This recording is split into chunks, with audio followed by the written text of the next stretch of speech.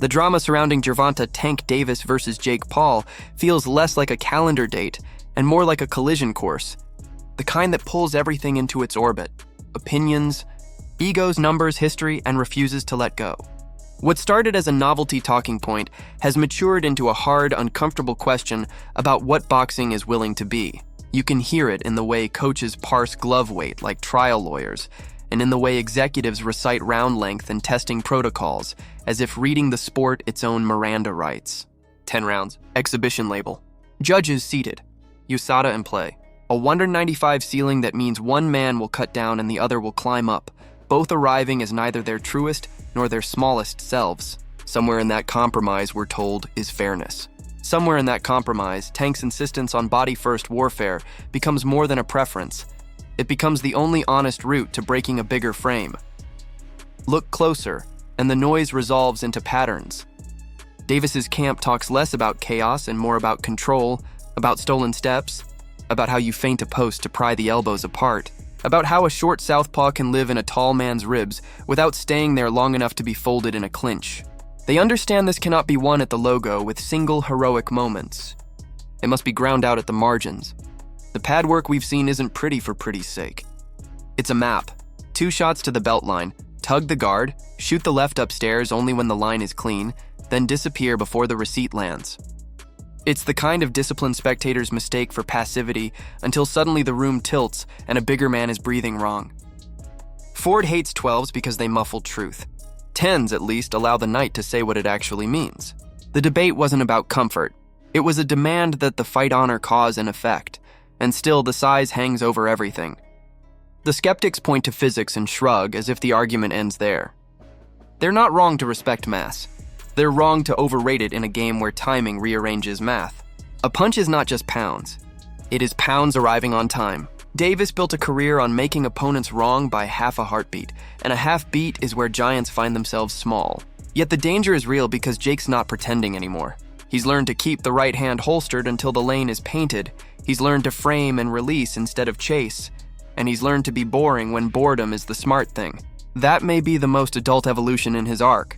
The willingness to leave space empty and dare you to cross it. Against a hunter like Tank, those empty yards become invitations and traps at once. If Jake drifts square when he posts, Davis will climb the angle. If Jake reaches on the jab, Davis will take the wrist and the waist in a single step. If Jake stays honest and tall, we settle into a chess problem where one side brings height and leverage and the other brings its own brand of gravity. What makes this week feel different is Tank's stillness. He is not auditioning for applause between sound bites, not trying to win the internet minute. He did his needling, sure, but there's a quiet to him that reads less as indifference and more as containment. Fighters talk about the good kind of nerves, focus pretending to be fear, and that's what this looks like. A man who knows that if he lets the spectacle set the rhythm, he'll be dancing to someone else's song before the bell. He doesn't need to perform the idea of menace when he can manufacture it on cue.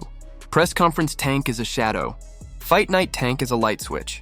The contrast is unnerving because it suggests intent. There's a parallel storyline running under the ring boards, one that doesn't care who your favorite is. It's the argument about why prime athletes are lending their calendars to exhibitions at all. Some say it's a betrayal of sequence, that the sport is built on ladders and this is a helicopter. Others say ladders are for those who can afford time, and time is something fighters rent with their bodies. The truth, as usual, is messier. For Davis, the bag is leverage. The spotlight is pressure applied to future negotiations.